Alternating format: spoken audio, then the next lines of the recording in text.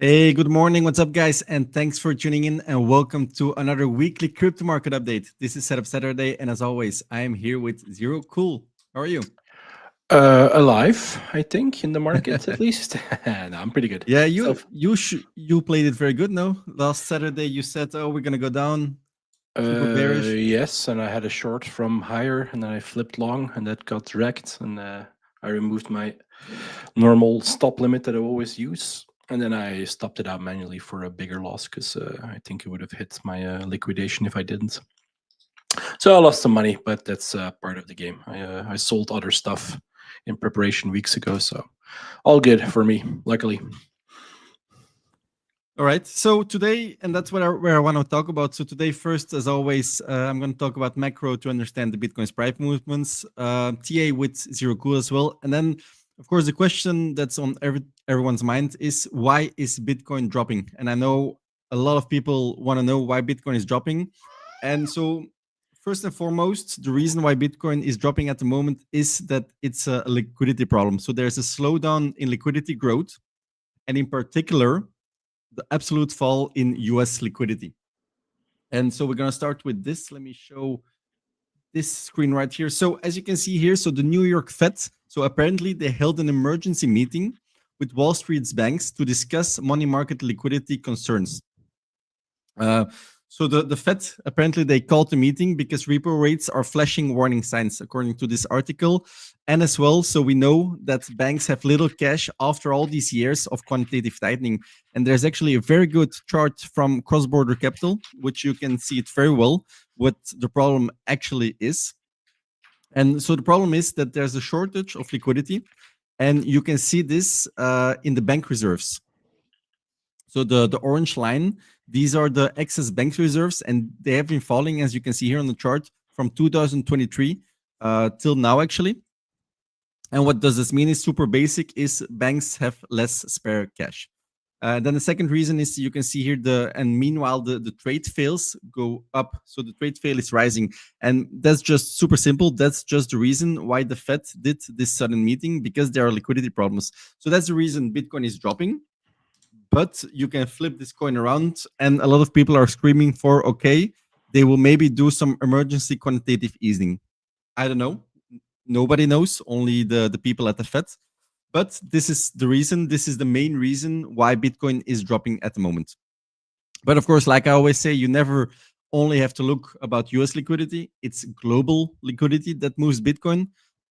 But then again, global liquidity is not looking great either. So as you can see, okay, global liquidity went up, but only by a little bit. So global liquidity this week, it climbed to 188 trillion US dollar, but it's mostly powered by central bank liquidity injections from China. So it's the BBC that is doing these liquidity injections.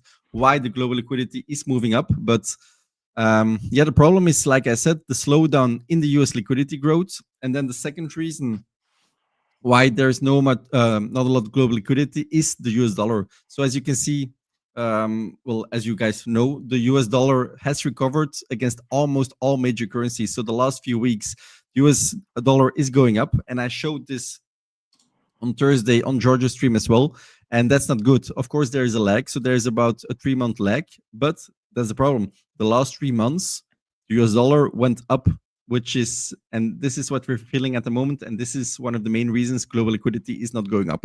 So this was reason one. No global liquidity and mainly no Fed liquidity. This is the main reason why Bitcoin is not going up. Now, the second reason, which is also super important in my opinion, are the interest rates. So as everyone knew, everyone thought we were going to see rate cut after rate cut. It was almost at 100% that we were seeing a rate cut. But now actually, as you can see here on this chart, there is more chance that we won't see a rate cut than we will see a 25 basis point rate cut. And this is not good. This is not good, especially for risk assets. And as you know, Bitcoin is still a risk on asset. Bitcoin is still a lot affected by the risk appetite from investors. Although a lot of people think it's a safe haven asset, but as we all know, it's not yet there as in gold. But it's not going good. And why is this? Well, the most important reason that people think we won't see a rate cut is the inflation number. So inflation is still at 3%, the CPI. And yeah, we don't have official government data, so the only thing we can do is we can take a look at Trueflation, but that's not looking good either. So from April on, we can see Trueflation going up, and I think the number of the US government will show the same thing. And I even think this is maybe one of the reasons that they don't want to show the numbers, because they're not looking good. I would spook the market even harder than it is spooked now. Then the other thing is here. So the Fed, maybe a little bit lower, I read it. So apparently a lot of Fed officials, they turned hawkish, and they said that where, yeah, here. So on Friday, which was yesterday, Kansas City Fed President Jeffrey Schmidt, what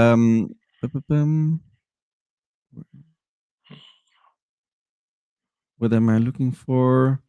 Repeated hawkish views. Yeah, repeated hawkish views. Yeah, that's what. So this is what he said. It's not obvious that monetary policy should be doing more right now. So what he basically says is that the Fed should not necessarily cut in December. Then another person from the Fed said that as I look to the December meeting, I think it would be hard to support another rate cut unless we were to get convincing evidence that inflation is really coming down faster than my expectations, and which is not the case. So a lot of Fed officials said that no, we will probably not cut in December. On top of that, we knew, and we talked about this last week, that Jerome Powell said he said a rate cut in December is far from a foregone conclusion. Yeah, so these are the reasons that, of course, yeah, even if so the Fed officials said it, yeah, then of course the market is gonna bet as well that we won't see a rate cuts in December.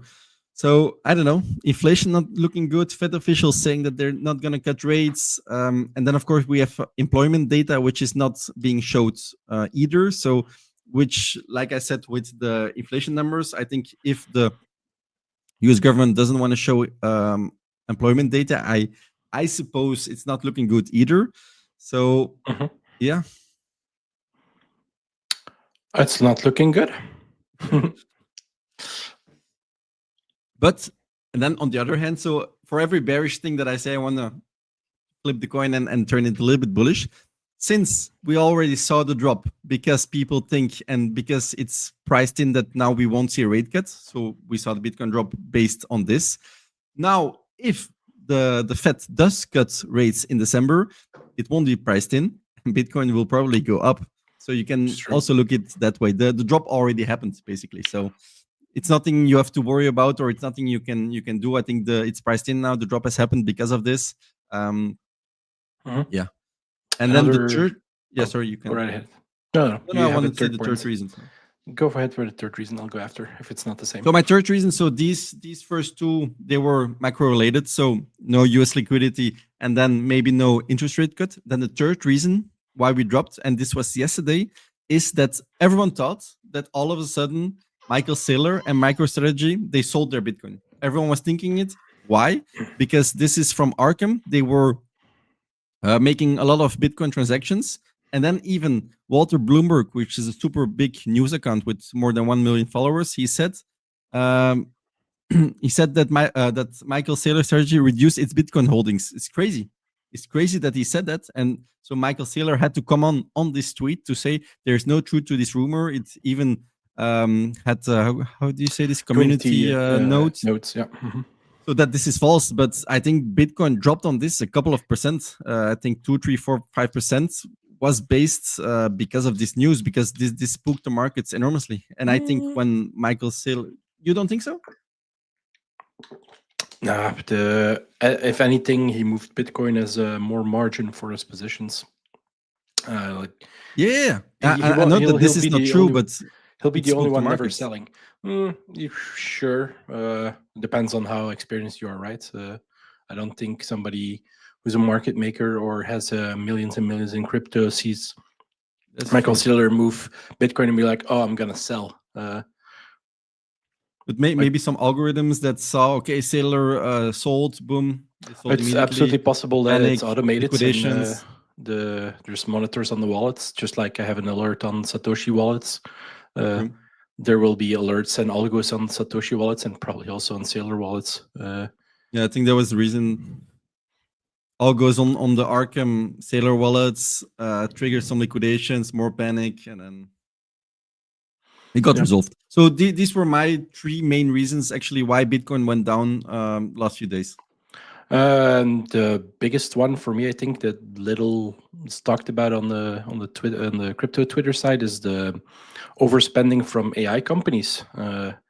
Their revenue versus their capex, it's totally out of proportions, and you're starting to see like little crumbles in the, or little cracks in the foundation. What is it? OpenAI was spending like 6 or 7 times their revenue on future projects. So promising to invest, I don't know, 1 billion when their revenue is like 1/8 of a billion. It's not the correct numbers, just an example. It's the ratio between it. I think that's a big one. It's like slowing down. So the hype around AI is slowing down, and it pushed up the economy. Like we absolutely live in a K-shaped economy, and the upper leg of the K-shape was heavily held up and pushed up by everything AI, and it's starting to show cracks, and people are worried about that, I think, and rightfully so. In a global sense, I don't think that AI is a bubble like it was like the 2008 or 2000 bubble, but I do think it is heavily inflated and needs to deflate or correct a little bit, and I think that's what we're starting to see, and that's why people are offloading. If you look at the ETF numbers, they are delayed by 1 or 2 days, and the last 2 days were like 800 million outflows, and the other day was like 600 million. I think that also has a big impact on the price, just like ETF selling to balance the books.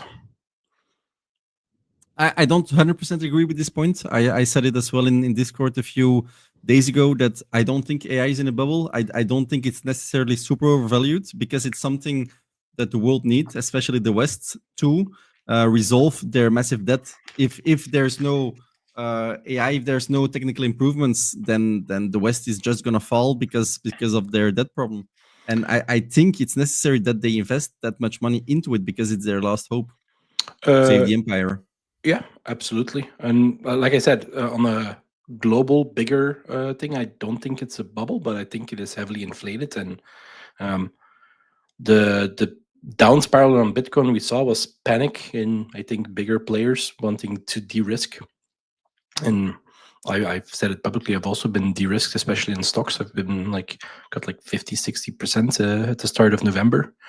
And you don't need to time the top, you need to be out when the shoe is starting to fall, and I think we saw in Bitcoin that it started to fall a bit. And again, this was only like 3, 4, or 5% down. Maybe we're like at 20-28% from the top. It's not a 50% crash like we've seen in the past, right? I'll go over some examples later how bad the sell-off is. It's actually quite bad compared to past events. I thought before the stream you told me that you had some bullish things to say. Yeah, the bullishness is that it looked like the indicator that says, oh, we're heavily oversold is flashing red. So after that comes some stabilization and some up movement. So, but I actually have some bullish things to say. So let's go to my screen. So the Czech central bank, yeah, you should be able to see. The Czech central bank becomes the first central bank to buy Bitcoin, which is obviously good news. It was just now a test transaction with 1 million for a test portfolio, but this is good news. This is obviously good news that central banks are trying this out. Central banks are buying Bitcoin. We also saw Luxembourg, for example, that they put 1% of their sovereign wealth funds into Bitcoin.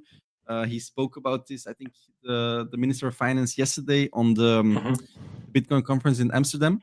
So that's something we see. So we see nations buying, we see central banks buying.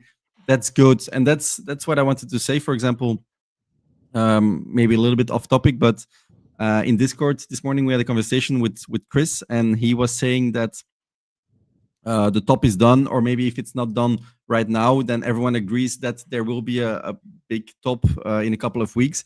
But I don't necessarily agree with this. So Bitcoin, in my opinion, stepped away from the 4-year cycle. Why? Because it's now just a big macro asset that just moves on liquidity. And if you see nations buying, if you see central banks buying, we don't have these blow of tops anymore. But then on the other side of the coin, we don't have these massive bear markets that it goes down in one time. So we won't see that anymore. So that's something we need to acknowledge, that it will just be a slow ride, but it's just Bitcoin, like you said actually last week or 2 weeks ago, that it's just a debasement play. It's a play as a hedge to the fiat currency, but it's not anymore a speculative 4-year cycle asset, in my opinion.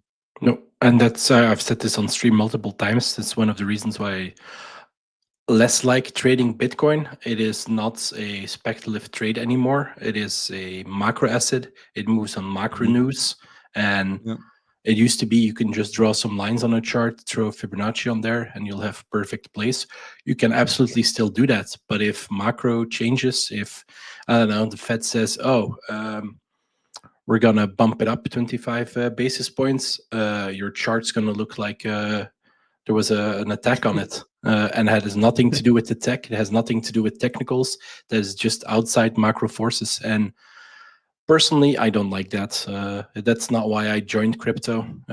Bitcoin has become something what was supposed to be the opposite of it. It's not a government. It's becoming a government tool. Trump has his hands in it, like not on the asset class itself, but like on the price movements.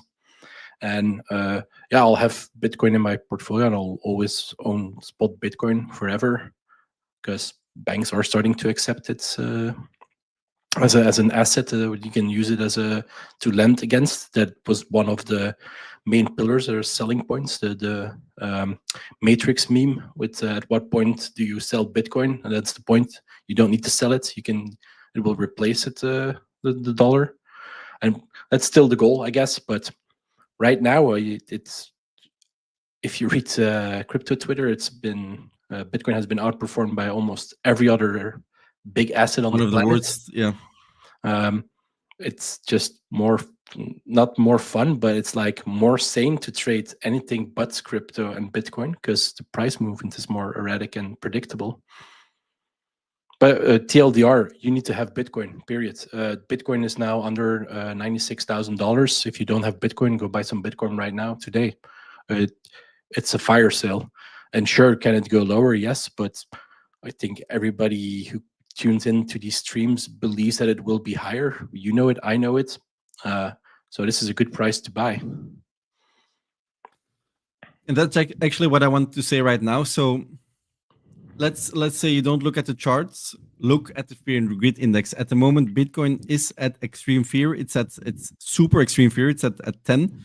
And usually this is a good place to buy. When there's a lot of fear, when there's a lot of blood on the streets, then it's a good time to buy Bitcoin. And I actually have some data for it today to back it up. This is from Bitwise. And as you can see here, so when it is under 20, which is it at the moment, so these are the Bitcoin forward performances. Yeah, this is actually super good data for this. Cool. So 1 day later, it should be 1% higher. 2 days later, almost 2% higher. 5 days later, 4% higher. So, and it gets better the more you go on. 1 month later, normally Bitcoin should go up by 20% when the readings of the fear and greed index are under 20. And as you can see here, here's the chart, I think. So it was already under 20 for some time now. For some days, yeah. Yeah, actually, it was already here in October. So it's actually already super in fear for about a month already. And as you can see, as you can look at the data, normally this is always a good place to buy. I don't think it's over. Maybe one thing I wanted to add to the 4-year cycle theory. So I was thinking this morning when I answered to Chris in our Discord, that the only valid reason the 4-year cycle theory works is just because of a self-fulfilling prophecy between OG Bitcoin whales. So there are people that believe in the 4-year Bitcoin halving cycle theory, and because people believe in it, they will sell. So, and because people sell, okay, the price will go down. People see price going down, they think, oh, maybe the 4-year cycle theory is correct. More people sell, and it gets a little bit into a self-fulfilling prophecy. But then, like I do this stream, flip side of the coin, if we make all-time highs, I think I said this on George's stream Thursday, if we make all-time highs, a lot of these sidelined for a halving cycle, people theory will need to buy and will say, "Oh, I was wrong. Oops. I will buy," and then we will see a lot of pressure, and then maybe we will see a blow off top. I don't know, but now the momentum is going down. Momentum is in favor of the 4-year halving cycle theory believers. So more people sell, more people are afraid, because a lot of people in crypto have PTSD. I have it as well. I lost a lot of money the first cycle, especially. And I think a lot of people think, although I don't want to experience that again, so they sell, and it's a snowball that runs downhill. And I think that's what we're seeing right now. So there's a lot of momentum going down, and Bitcoin is momentum driven. So yeah, that's I think one of the let's say this is my fourth reason I think Bitcoin is going down. That's fair. Yeah, and the fear is high, right? And the last couple of days, especially with like the news that it's been underperforming everything else on the planet. You see more and more people going into normal stocks like Riven, the Chinese automotive company, has been very hype with the crypto people recently. And yeah, if that prints like 30-40% in 1 or 2 weeks, you won't see that anymore in Bitcoin. Or you'll see it in also like with Zcash, the privacy coin that's been going up. Even now with the drop of Bitcoin, it already like bounced 10, 20, 30%. Stuff like that still exists, but it's rare and more rarer, I think. Last slide, what I want to show is also something bullish that you actually see. So this is from Crypto Quant, that there's a massive increase in stablecoin reserves on exchanges. And as you guys always know, liquidity drives crypto, especially stablecoin liquidity, because that's liquidity into the crypto ecosystem. But, and I think even better, are stablecoins on exchanges, because if stablecoins are on exchanges, most likely that's to buy crypto. Why are stablecoins on exchanges? Yeah, it's to buy crypto.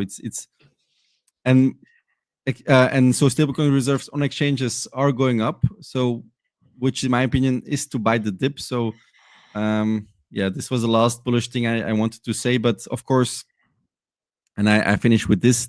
This needs to get resolved. There needs to become more liquidity into the markets. There needs to be QE, else everything will fall apart. And I don't think Trump wants that everything will fall apart, because the midterms will come in a year.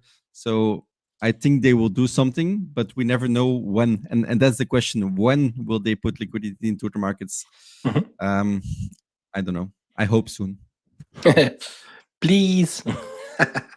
Yeah, no, and that's also and then you can show the Bitcoin charts here. Cool. So what I think, so this is my not financial advice. What I think at the moment is good is Bitcoin, gold, and dollars.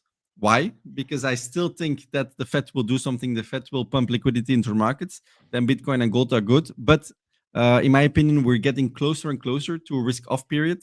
So altcoins are not really the place you want to be. Low cap stocks are not the place you want to be. So I really think Bitcoin, gold, and USD, and then you're fine.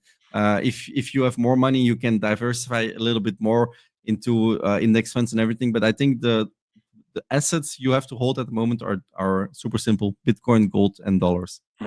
And that's my part. Yeah, the center rally that we talked about the last 2 weeks, probably not happening anymore. The clock is running out. We'll see. It's still possible. You never know what the FOMC is going to say. So true. At the next meeting, it's on the 10th of December. So and then we can maybe get the perfect center really from then on. Again, the data missing and them saying, "Oh, we're not going to publish the data for October," really threw a wrench in the whole center rally, I think, and that just reiterates the point that it's macro driven, and like statistically, you should see a good Q4 for crypto in general, and random macro forces, then like job numbers and stuff that they're not going to release again. To begin with, these numbers are absolutely cooked. You know it, I know it. They just pull them out of thin air. They tweak the metrics if they don't like what's the actual report is. So it's pretty dumb that destroys statistical cycles in crypto. Anyhow, enough ranting. Let's go on with some more Bitcoin price action and charts. Yeah, go ahead. I wanted to start with this. This is the returns over the weekends since the 1st of September in percentages, starting from when the stock market closes and then in hours to when the CME opens, which are the futures. And as you can see, it's pretty normalized that it like stays within a 1% range, 1% up, 1% down, except for like 2 weekends, I think, where it was down and then up. But consensus is by the time that the futures open on Sunday, the Bitcoin price is higher than statistically higher in the last weekends. This is I think 12, 13, 14 weekends, statistically higher than what the price was when the stocks closed on Friday. So we should, in theory, see a little bounce / leveling off in Bitcoin price this weekend, and I think we already see that we were up like 1 or 2% since the close on Friday. And then let's go to the charts. Before we dive into the actual price action, I wanted to go back to something I drew last week, is what you would want to see and what you don't want to see when you're bidding with sting bits and lower prices. Is you don't want to slow grind down to hit your price, because the chances that it nukes through are pretty high. You want pretty level price action, a big nuke, a deep wick, and a fast recovery. Now, if we zoom in, what we have seen since 107 basically is like this consistent grind down, right? This is just, and only now we're seeing a little break of like the downtrend, but yeah, not what you want to see. I had my bits below the yearly open at 93.5, like from 89.5 to down 82.5, I think, around here. So I had my bits. If just this continues to do this, I'm more likely to pull them or put them lower. That's what I wanted to repeat from last week. You want a nasty wick down like this and not constant slow sell pressure. Let's head back to some more bullish stuff. Share this tab. This is the CCI indicator. It is Community Commodity Index, I believe. It's a bit like RSI, and it shows the sell pressure and momentum. And this is very zoomed out on a weekly time frame going back to 2019. First time it smashed real deep was when we were at the 6,000 level summer. That price action in 1 or 2% for like 2 or 3 months. Absolutely boredom. It was a 6,000 iron floor, wouldn't break, and then it crashed like 50%. And then you had that one big giga spike in sell pressure. Then we had COVID, which was this one, not really hard because it was very short-lived. It was a steep fall, as steep as 6,000, but short-lived. Then we had Luna blowing up. We had FTX blowing up. Yeah, I think those are the big four. And now we're here, and we are selling pressure-wise and momentum-wise. It's deeper than the FTX crash, and it's nearing Luna, and it's probably never reach the 6,000 level, because like over here we were close to, for calling it quits forever. And what indicator is that? What does it do? This is CCI. It's a bit like the RSI, so it's a momentum indicator, and it shows you like the sell pressure. Oversold. Yeah, it is giga oversold right now. Mm-hmm. If you and you can see that the fear and greed, like I just showed you guys. Mm-hmm. You don't have to look at charts to know that at the moment there's a lot of blood and that it's super oversold and a lot of fear. Exactly. And if you then let's remove this, put it on the monthly. This is the index, or on Bitfinex. You can just throw a little order block on the last. Did you make your candles bullish red and bearish? Yes, indeed, I inverted them. It's a little mind trick that to just like when you can like invert the price. Where is it? Invert scale. Like if you're not clear. Bullish. Yeah, right. Looks bullish. So inverting the charts Like this. tricks your minds. Like you want to have a neutral base going in. Should not have like a bias towards bullish or bearish. A couple of ways to do this is inverting the charts. Just right click and then invert scale. And another simple way is to edit the price candles. You can just double click on them, I think. And you can swap them from green to red. I need to do it with all the colors. So yeah, it's just a little visual trick to play on your mind to reset your base. What I wanted to show was monthly order block over here. I need to put on snap, so it's a little bit like this. Yep. Yeah, we're right at support, right? Again, not a bad level to buy. If you zoom in a little more on the daily, I think you can see this held as support, grinded through it. Over here, did like a little back test, and now we're here again. Not the worst spot to buy. Would I smash like a super high leverage long here? Absolutely not. A little bit risky. But if you de-risked anywhere over here, buying back a little bit or everything if you think it's over, because we are definitely oversold by most metrics, not the worst place to buy back. And then let's hop to this chart again. Yeah, we actually have a friend of ours in our Discord that like only buys when there's a lot of selling and when there's a lot of fear in the markets, and that's actually a good strategy. If you're just a DCA investor into the markets, just only buy when there's a lot of fear, when the price dropped a lot, and that's actually a good strategy. He does it very well. He never keeps money on the exchange. If he sells, he moves the dollar or the euros back to his accounts. And when he wants to buy, he transfers it and he buys, and he doesn't leverage trade. He just spot buys. That's it. He shows up once every couple of weeks, every month. He said, I sold, I bought, goodbye. And that's the only thing he does. And statistically, he has good performance. It's not that I'm saying it's not that hard, but if the longer you are in crypto, the more tempting it is to use leverage to go deeper into alts, because all you see is like, oh, I made $100 million or whatever million or thousands or whatever, people posting their P&L screenshots, which are even mostly faked. It's tempting. But yeah, let's go back to the charts. We talked about our levels.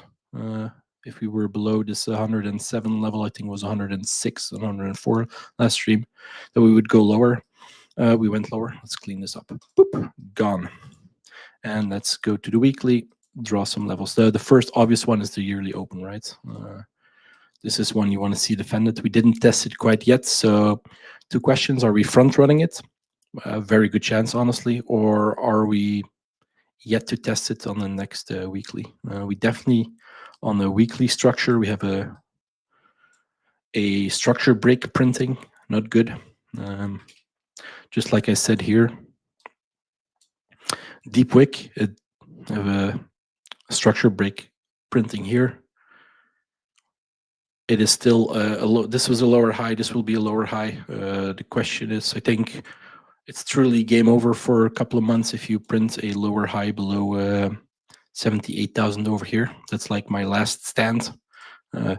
You could wick into it and close above.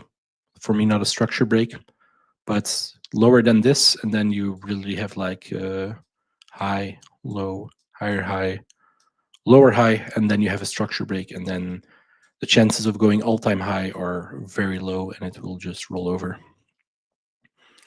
It's very long time frame. This is not days, this is not weeks, this is months. If it plays out, I doubt it will, but you need to play level by level.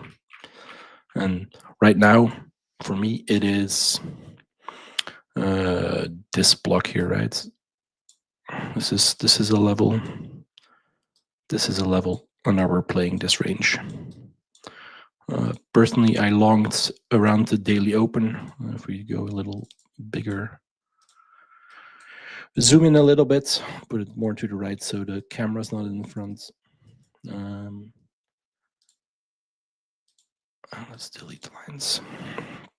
So you had your dip, your sweep, your bounce.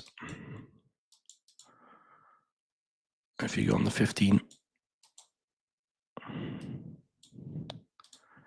So it puts in a low, it gets defended, it bounces hard, takes out like this high here. It tests it, it sweeps it, it recovers, this gets swept again. A lot of people will have done something like this, for example. Like the stop is below this last low. If it goes below this last low, it shouldn't happen. A lot of people done this. I had this only. My tactic was I'm going to put an order block here for 50%, and I'm going to put an order block here for 50% and put my stop below here. So my actual trade was, let me put something like this.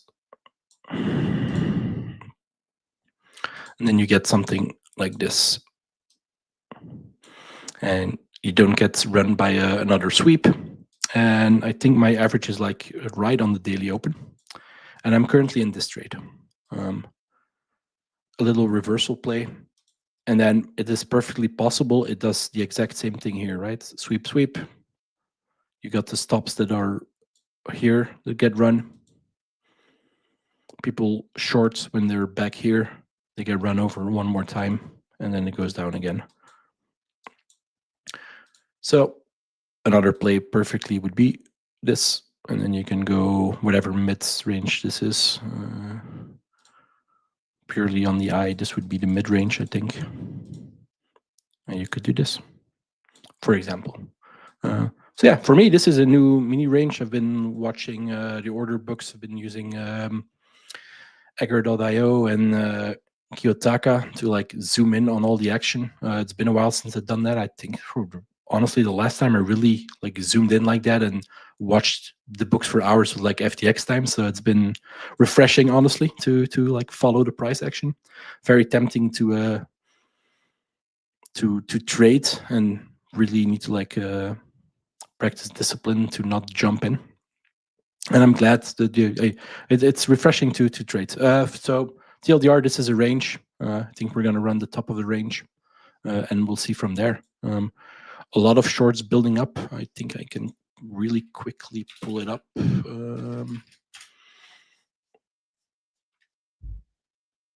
I'll share this tab. It's loading.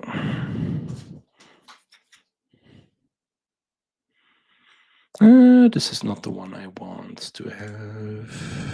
This one.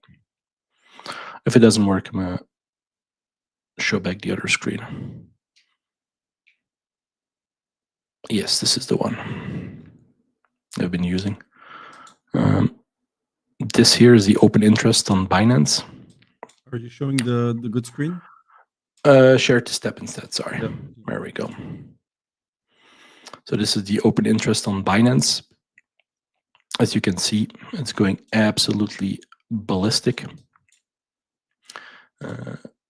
Here this is going absolutely bonkers. This is from 70K Bitcoin, so it's denominated in coins, not in dollars, up to 97. So that's almost a $30,000 Bitcoin increase from where is it, from like 110. I'm fairly certain, because I was looking like for a hawk on this leg down here.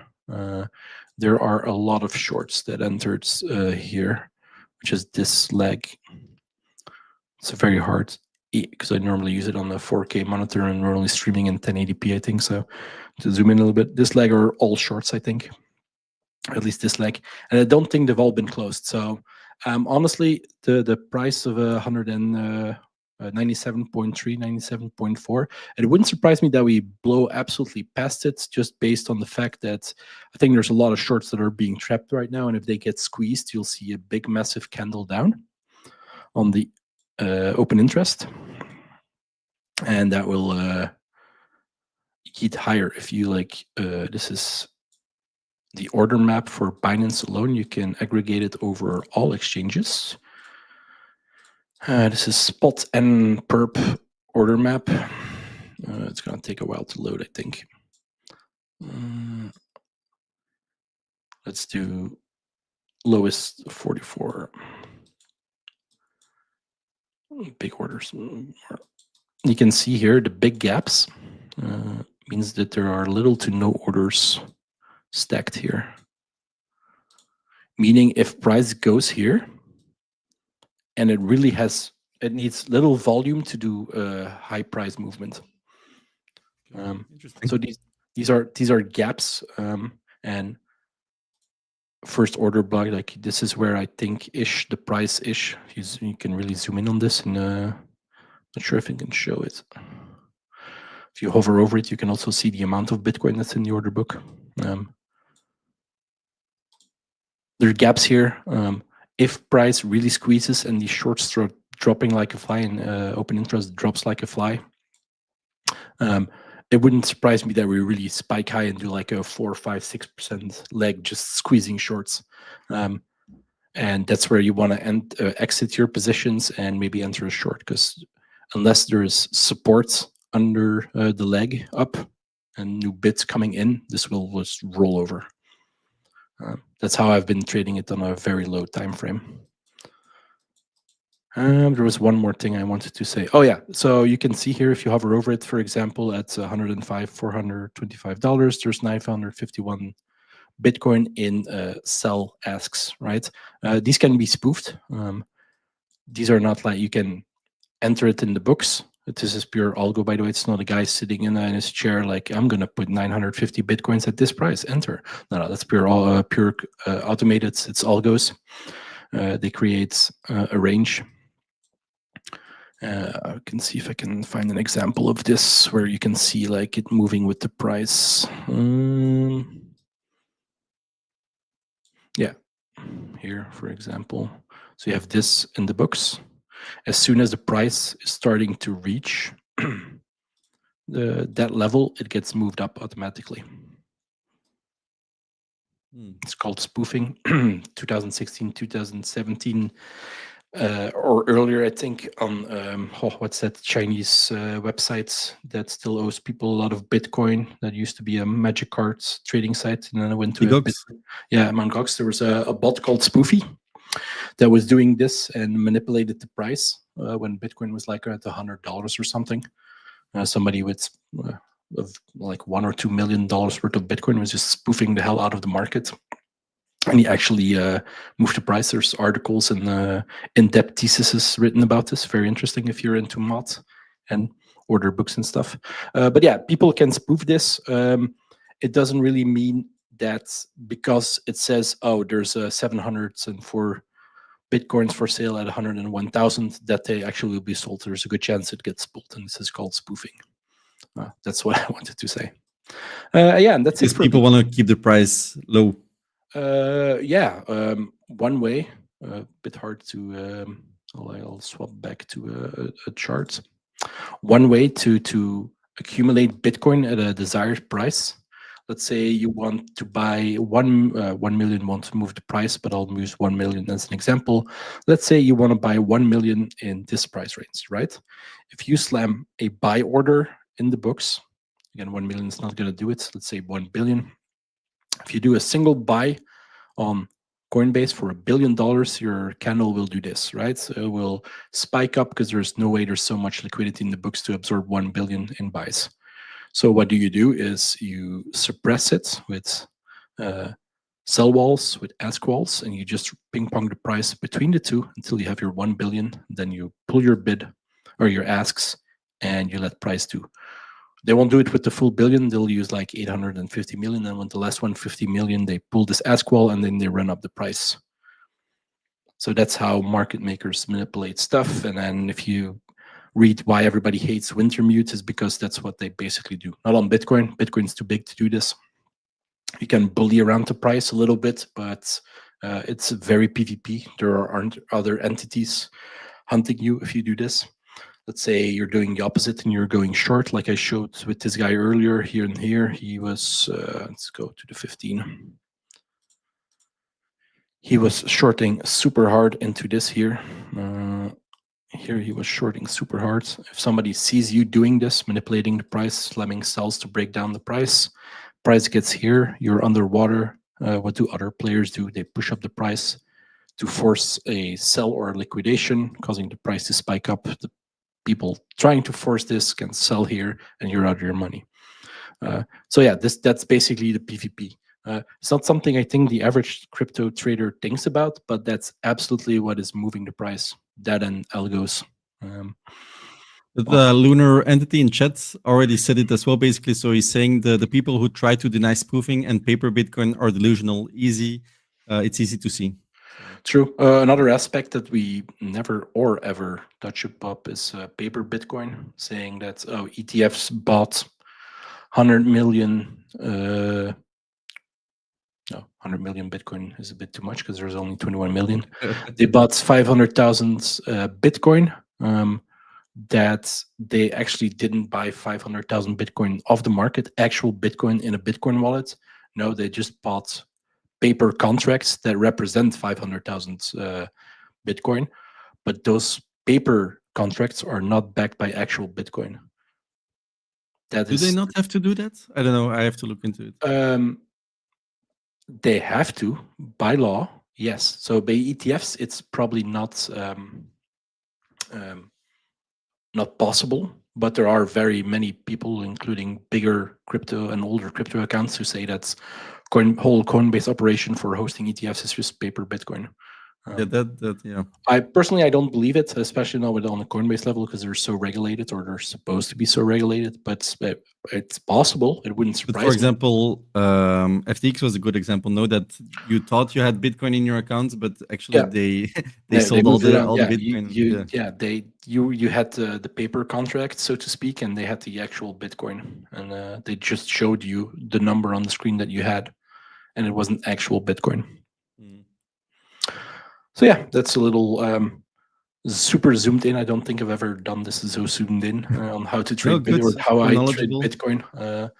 It requires a lot of stream time, and a couple of times a year, like 4 or 5, 6 times a year, there's free money on the market. I can go over that as well. It's like how I would bid in case of a liquidation event. Let's go back here. If you go to futures on Binance, you can buy future contracts. So this is the contract for Bitcoin trading on the 26th of December 2025. So this is what people are willing to pay for a Bitcoin when it would mature on the 26th of December 2025. This is higher than the price that Bitcoin is. It's about $500 higher. Big liquidation events, as we've seen on the 10th of October, these pairs have less liquidity than the actual Bitcoin perp and spot pair. Meaning, so if there's a big sell event, this wick here will be lower than the spot price. So, meaning you can, on the 10th of October, you could have bought Bitcoin cheaper in the future than it is now. And this is called backwardation. There's many articles on this. D7R on crypto Twitter is a big fan of this and explains it very well if you go through his older videos. But I'm not bidding for, like, when I say I have my my bids stacked between 98 and 82.5. That's not on perp on spot. That's on the future contracts of December and even some in March, because you can go way in the future for this. Price goes deeper on future contracts, meaning when price stabilizes and bounces, it bounces higher, which means a higher reward for less risk, because it's future contracts. The chances that on a liquidation event it keeps going down, it can go to zero. We've seen with, what is it, COVID, that it almost went to zero. If Arthur Hayes didn't pull the plug out of BitMEX, the index would have probably spiraled towards zero. And since he pulled the plug on BitMEX, the index got fucked up because something like went offline and it went to zero, and then it stabilized. They just stopped the entire index because he pulled the plug. If he didn't pull the plug, there was a very realistic chance that the index, which is like several exchanges, the price over several exchanges, and then normalized, or divided by the amount of exchanges, went to 0, and then you have people getting liquidated because the index price is lower than the actual spot price, and then you would spiral to 0. So I firmly believe he actually saved crypto by doing that, because if crypto goes to 0, you kill so many people, because if you're trading, it doesn't even matter if you're trading below 1 leverage, you can be liquidated if it goes to 0. So future contracts is where you catch big wicks, and that's where I'm betting. Will it happen? Who knows? Is it free money when it does? Yes, it happens 4 or 5 times a year. And we're hurtling towards one. Doesn't mean it's going to happen, but it's more likely to happen here than it is to happen, for example, when we're over here. Yeah, that was my rant about that. All right. Maybe one question before we wrap up. So there was a question about altcoins from Fran. So I wanted to wait your Bitcoin part to answer it. You can answer it as well later. So Fran is saying, what is your opinion about altcoins? So I said it a little bit before, and in my opinion, the liquidity problem, especially the US liquidity problem, needs to be resolved, or else I don't want to take the risk in altcoins. And then the second thing is, and I think the interest rates are much more important for altcoins than for Bitcoin. If the interest rates stay that high, if the Fed will not cut in December, I don't want to take my chances. I don't want to risk it. Like I said, Bitcoin, gold, and US dollars, that's what I have at the moment. I sold actually almost all of my altcoins because I just don't want to take the risk. The risk is too much. You also see it in globally. So Michael Howell's framework from investors' risk appetite, which is going down as well. And you need investors' risk appetite for altcoins to move up. You need retail for altcoins to go up. You need liquidity for altcoins to go up. You need low interest rates for altcoins to go up. And we're not seeing anything. In my article a couple of months ago, when alt season, I also said Bitcoin needs to stabilize above 120K. We didn't see that either. So I don't see a very compelling case for alt season, in my opinion. Of course, it can happen. It can happen, for example, if they do cut interest rates, if the Fed does save the markets, but these are only ifs. And I don't want to put money for, how can I say it, for a case that's not in my hands. I don't know what the Fed is going to do. I have no insider information, so I don't want to trade on that. And that's my reason why I don't invest in altcoins at the moment, which, like I said, which doesn't necessarily mean that they won't go up. Like I said, they can cut interest rates, they can save the markets. If you think that will happen, yeah, then you should invest in altcoins. I don't know what you think, Circle. It's risky to sell your alts now, right? Because if this is the Pico bottom and we do start our Santa rally, it's gonna be from here and not anywhere else. But I've been less. I sold most of my stocks. I also sold a little bit of alts, but not much. I quite hold a decent amount of alts compared to Bitcoin. Couldn't even tell you what the ratio is. That alone tells you that I should actually know. But yeah, I'm more leaning towards holding alts right now. Yeah, I didn't sell them today. I sold them a couple of weeks ago. Okay. I still do hold Ethereum, but yeah, now, yeah. Yeah, don't know. I guess we just become diamond hand bag holders if we go deeper. Again, for me, the structure break needs to be there on a higher monthly time frame, which is around 76, 78,000. So if we break that and we have a little relief bounce from that, I think then it's the time to sell your alts because we're going into a months-long bear market after that, I think. But we're not there yet. It's all probabilities. You just need to prepare and have a plan. That's why I say draw boxes, set alarms, blah, blah, blah, blah. Do you want to show something? I see you. Yeah, I got one more tweet that I wanted to show to end this. It's not positive. Peter Brandt is a legendary. I think you can put him up there with Michael Burry, the guy from The Big Short. He's been trading markets since 75. Very, very, very well respected. Making quotes like this. Has the Bitcoin top, the all-time forever top, so no more all-time high ever been printed. And are we going to go down forever? It's a narrative he's chewing on. with short-term arguing in favor for it. So thing is, of course, I don't think he drew his chart. We'll go a little bit lower into the comments. There's a chart from Colin which shows the same, and I think Colin drew it a little bit better. Yeah. Yes. Yeah.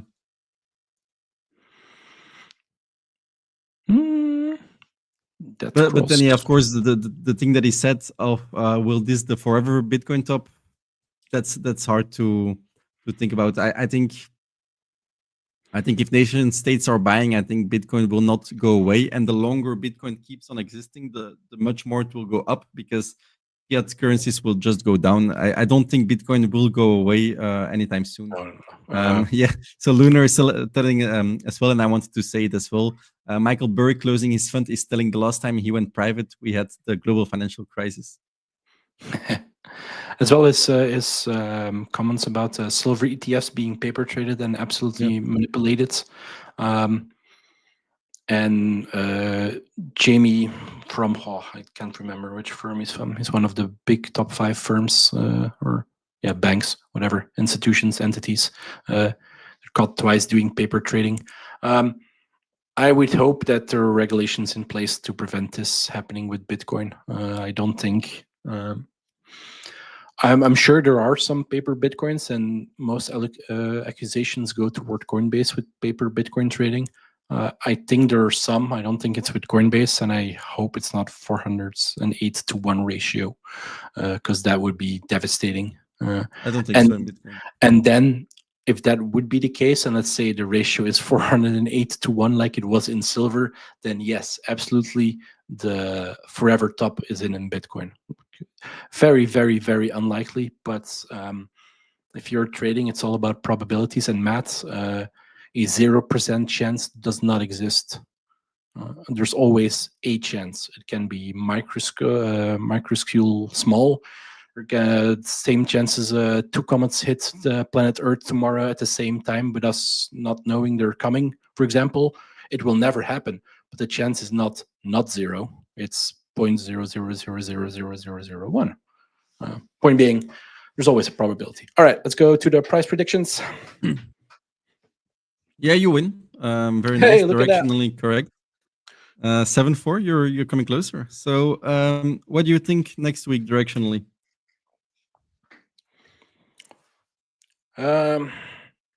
There are some macro stuff next week, right? That's happening. Numbers being posted, I believe. Let's keep it at the same. Actually, no, next week put it at your FIP2 level, 86,779. At the cloud here, basically. Yeah, basically at the cloud. And funny enough, I talked about a structure break. If you can go back to your weekly time frame after this, or after you do your price. That's fine. Okay. We talked about if we get a structure break, that would be around 76,000. If you look at that, that would be going to 2026, the bottom of the cloud.